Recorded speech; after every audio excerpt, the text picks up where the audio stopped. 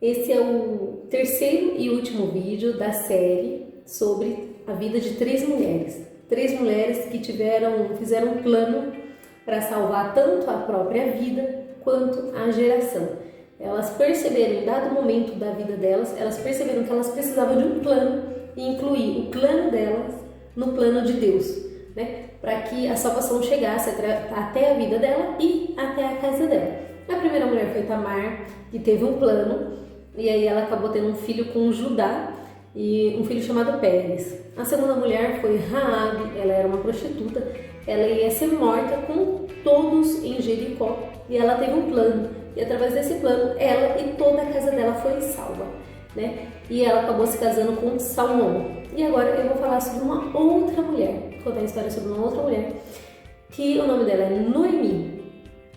A história dela é muito impactada pela Ruth, pela nora dela, só que hoje eu vou falar sobre Noemi e não necessariamente sobre Ruth. Vou falar sobre o sofrimento de Noemi e como ela percebeu que ela também precisava de um plano para salvar a geração dela. Espero que vocês gostem. A história conta, no livro de Ruth, para quem quiser acompanhar, está escrito no livro de Ruth na Bíblia, conta que Noemi ela era casada com um homem chamado Elimeleque, né? E ela conta que ela também tinha dois filhos. Ela tinha um filho chamado Malom e o outro Quilion. E conta a história que ela morava em Belém, na região de Judá, com seu marido. Ou seja, a gente já lembra de alguma coisa, Judá, Já lembra da primeira história de Judá.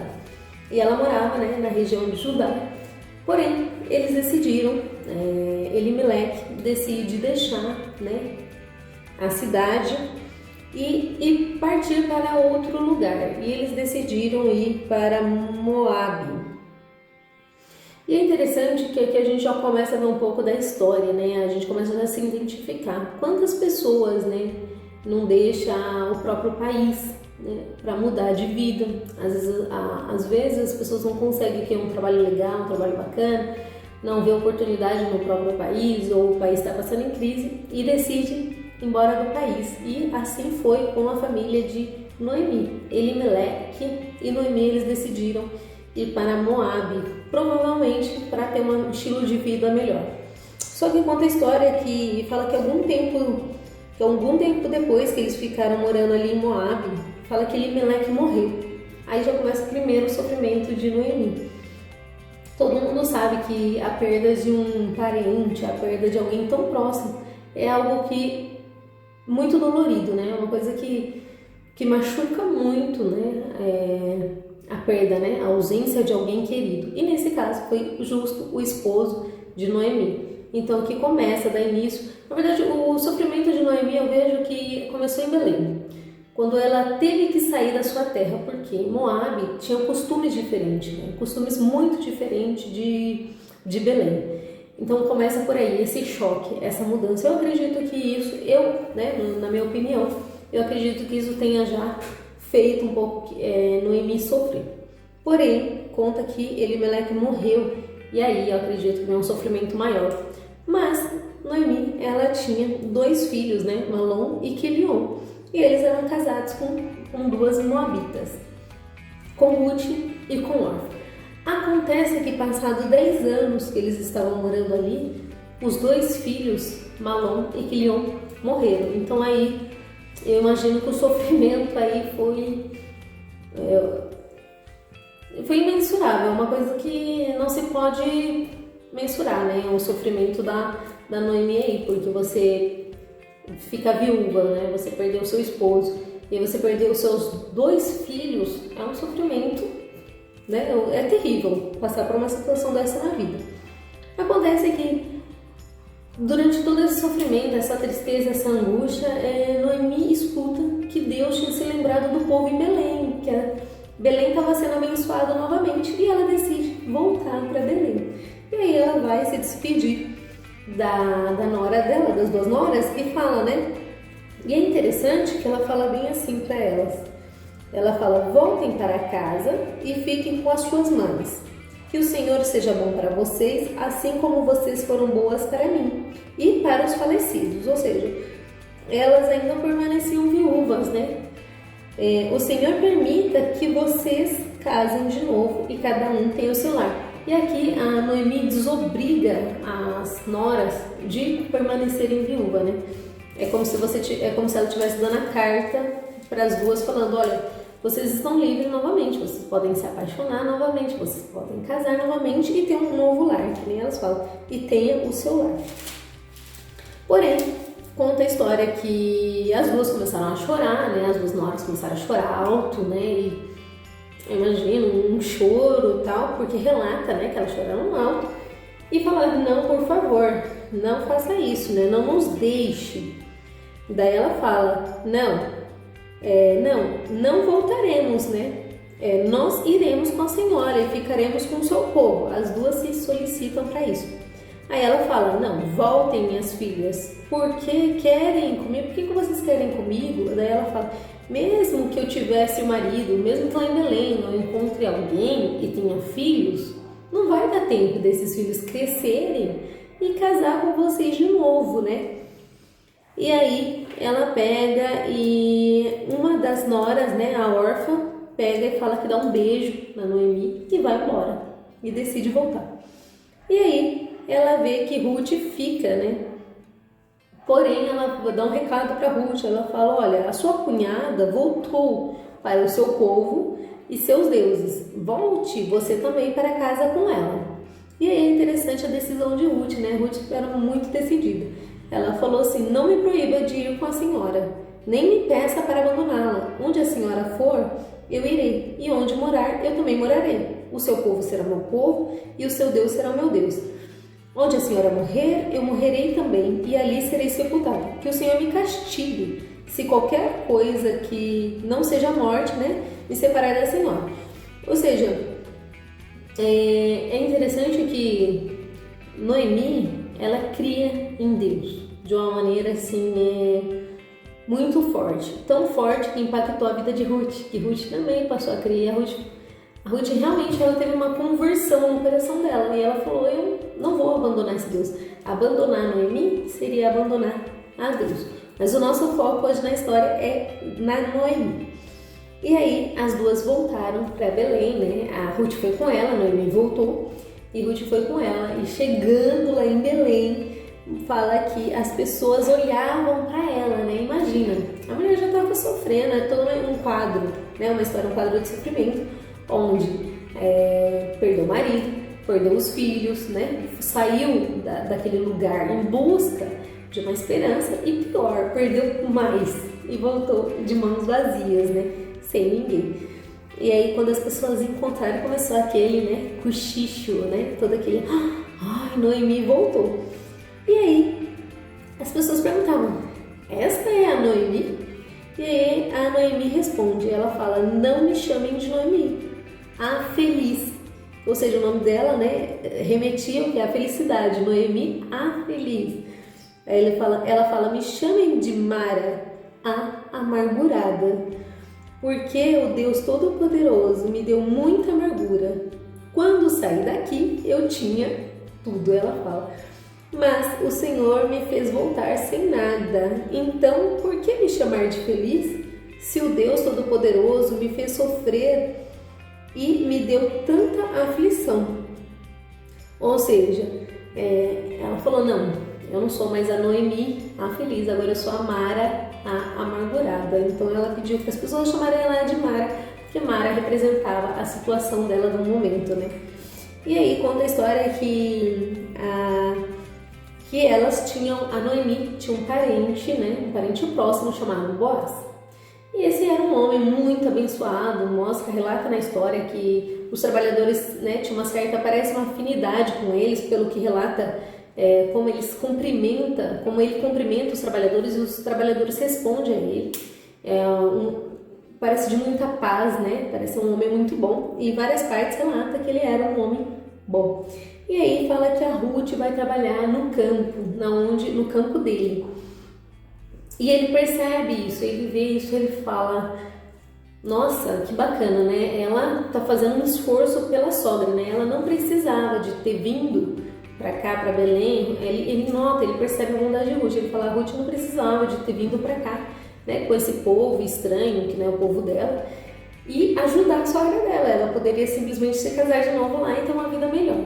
Ainda na história, não na Bíblia, mas relatos, dizem que Ruth era uma princesa, ou seja, Ruth não precisava de passar por essa situação de colocar assim, de miséria, de sofrimento, de humilhação, ir para um país estrangeiro, porque normalmente o estrangeiro ele era muito maltratado, né? Ainda em determinados lugares ainda são maltratados os estrangeiros, né? Tem aquele preconceito. E aí, Boaz, ele se mostra muito bondoso, ele fala para os empregados dele, olha, deixa essa moça comer junto com vocês, deixa cair as espigas para que ela pegue as espigas, né? Para que não venha faltar nada para ela e para a sogra dela, porque ele vê a bondade dela.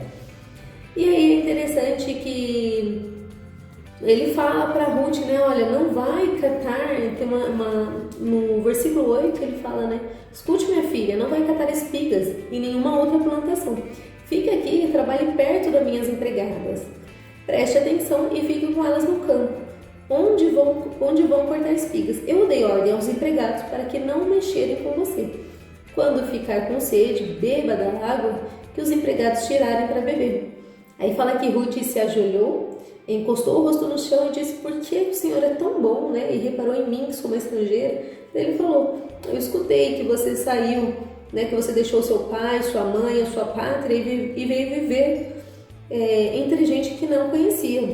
Ele fala que o Senhor a recompense por tudo que você fez. Que o Senhor, o Deus de Israel, cuja proteção você veio procurar, lhe dê uma grande recompensa, né? Toda boa ação tem uma recompensa. Daí ela fala, o Senhor está sendo muito bom comigo, o Senhor me dá ânimo, né? E aí é interessante que quando ela chega em casa, depois de um dia todo de trabalho, ele dá comida para ela, tá? A Noemi pergunta para ela, né? O que aconteceu? Onde você foi trabalhar? E ela começa a contar. Ela fala, olha, aí fala, mostra no versículo 19, tá escrito, né? Fala que ela perguntou. Noemi pergunta para Ruth, onde é que você foi catar espigas hoje? Onde foi que você trabalhou? Que Deus abençoe o homem que se interessou por você. Até então Noemi não sabia quem que era. E aí a Ruth contou para Noemi que tinha trabalhado na plantação de um homem chamado Boaz. E aí Noemi, né, caiu a ficha e falou, né, que o Senhor abençoe Boaz, que sempre tem sido bom, tanto para os que estão vivos como para os que já morreram.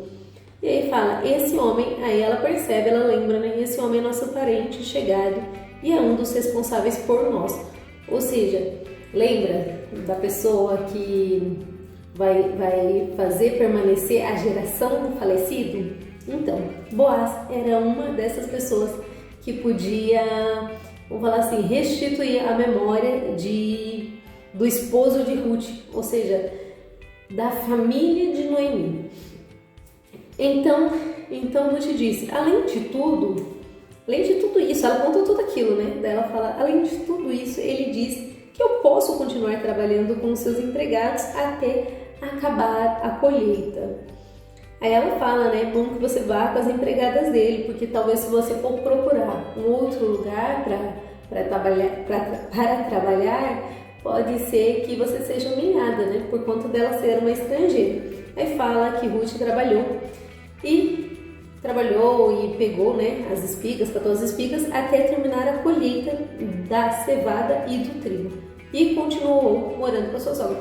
Ou seja, acabou o tempo da colheita, ela trabalhou lá, né, todo o tempo, até o tempo da colheita.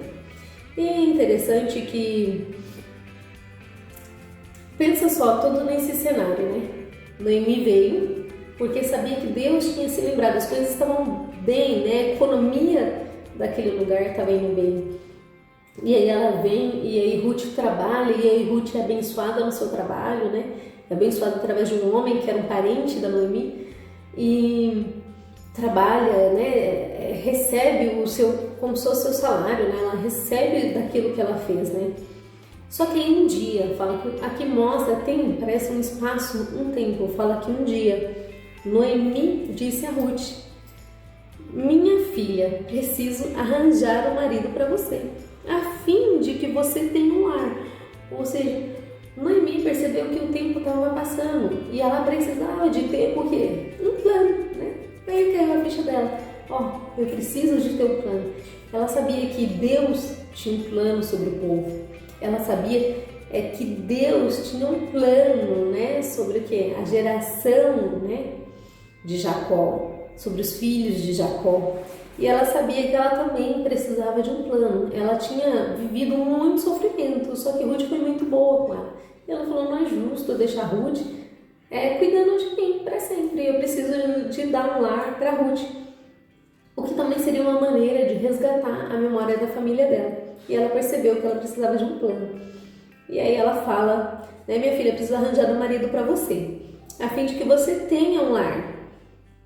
Daí ela fala, você lembra que Boaz, o homem que a deixou trabalhar com as suas empregadas, ele é um dos nossos parentes. Ela fala, você lembra dele? Ele é um dos nossos parentes.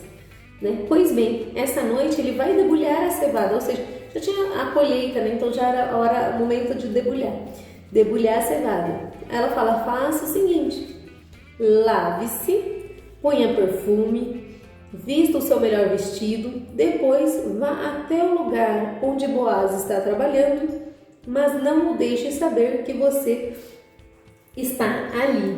Ou seja, Noemi está marcando um encontro com Ruth e Boaz, né? Ela está fazendo um plano com Ruth e Boaz, sem, claro, Boaz saber. E aí ela fala assim, não deixe que ele descubra que você está ali, até que ele acabe de comer e beber. Quando Boaz for dormir, olhe bem onde ele vai se deitar. Então vá, levante a coberta dos pés dele e deite-se ali. Ele dirá o que você deve fazer. Assim, vai lá e deita-se no pé de Boaz, aos pés de Boaz, mas, claro, faça tudo o que tinha, deita nos pés dele e aí ele vai dizer o que você deve fazer. É interessante porque isso também é um sinal de quê? De humilhação, né? Ela fala para ela, se deita aos pés de Boaz, é um sinal de humilhação, a pessoa está se prostrando aos pés de outra pessoa, né? Só que ela já sabia que Boaz era uma pessoa boa, por isso que ela faz esse plano para Ruth, porque, claro, ela não queria ninguém, né, que não fosse abençoar a vida de Ruth e abençoar a memória da família dela. Então ela fala, vá, deite-se aos pés dele e ele vai falar o que você deve fazer. E aí ela vai e faz, né, tudo que a Noemi manda ela fazer, ela faz, porque Ruth também era muito humilde, e aí ela acaba fazendo. E aí quando Boaz se dá conta que tem uma pessoa deitada nos pés dele, ele fala, quem é você? E ela fala, eu sou Ruth, eu sou empregada. O Senhor é o nosso parente chegado e por isso tem o dever de me proteger. Ruth manda logo a letra completa, né? O Senhor é meu parente mais chegado e o Senhor tem o dever de me proteger.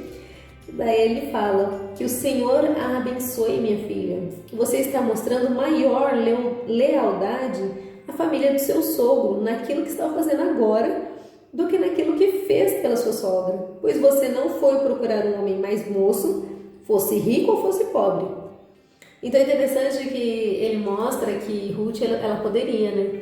Ruth estava livre para caçar qualquer homem que ela quisesse. Ela poderia ter caçado um homem, que nem ele fala, né? Um mais novo. Ou seja, dá a entender que ele já era uma pessoa mais velha, né?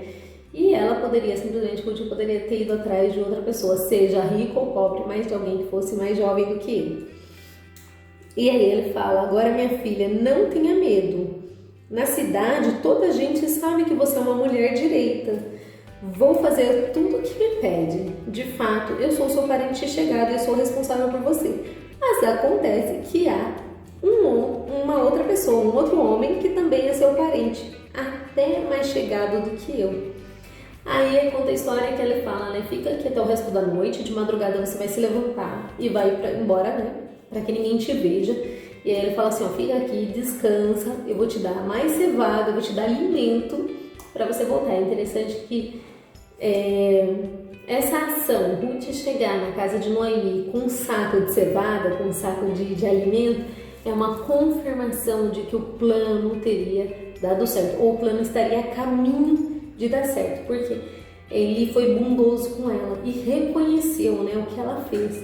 E aí presenteou ela com mais alimentos. ele fala: fique tranquila que eu vou resolver o que precisa de se resolver. Aí ele fala, né, que ele ia ver com essa pessoa que era mais chegado, né, um parente mais próximo de Noemi. E aí conta a história que quando ela chegou até Noemi, que Ruth chegou na casa de Noemi, a sogra dela, né, a Noemi, vai e pergunta para ela: como que foram as coisas, minha filha?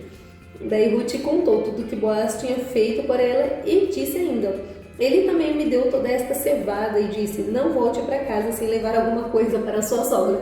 Ou seja, ele reconhece que o que a sogra tinha feito foi bacana, foi bom, foi um ótimo plano, foi um plano que ia abençoar a sogra e abençoar a Ruth.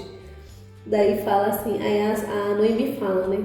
Agora, minha filha, tenha paciência e espere para ver o que vai acontecer, pois Boaz não vai descansar enquanto não resolver esse assunto ainda hoje. Ou seja, Noemi estava convicta que o plano que ela colocou, né, em ação, o plano que ela fez, né, ele ia ter que se resolver de alguma maneira. Ou outra pessoa, né, que era mais chegada, mais próxima, ia resolver isso, ou Boaz ia resolver isso. E daí conta a história que Boaz, né, foi até o outro parente mais próximo e fala assim para essa pessoa, fala: olha, a Noemi quer vender as coisas dela, né, as terras, né, da família dela.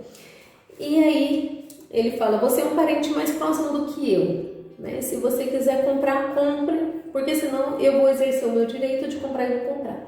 Aí esse homem fala: ok, vou comprar. Daí ele fala: ó, mas tem as linhas pequenas, né? Tem mais um detalhe: se você comprar as terras, você também vai ter que se casar com Ruth para fazer a lembrança, né, do esposo dela. E aí vai ter que casar para quê? Para restituir a memória dele, né, do morto. Aí o rapaz fala assim, ó, interessante, porque, ó, que interessante, Boaz fala bem assim: se você comprar as terras de Noemi, também terá que casar com Ruth, a viúva moabita, para que as terras fiquem com a família do falecido. Então o homem responde: nesse caso, eu não vou usar o meu direito de comprar as terras, pois correria o risco de prejudicar a minha própria herança.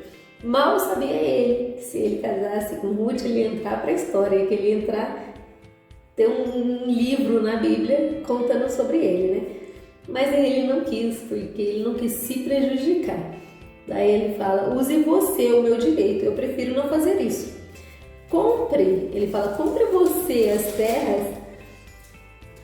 Aí fala que então em seguida tirou a sandália e deu a Boaz. Aí fala que antigamente em Israel, para fechar um negócio de compra ou de troca de propriedades, uma pessoa entregava ao outro a sua sandália.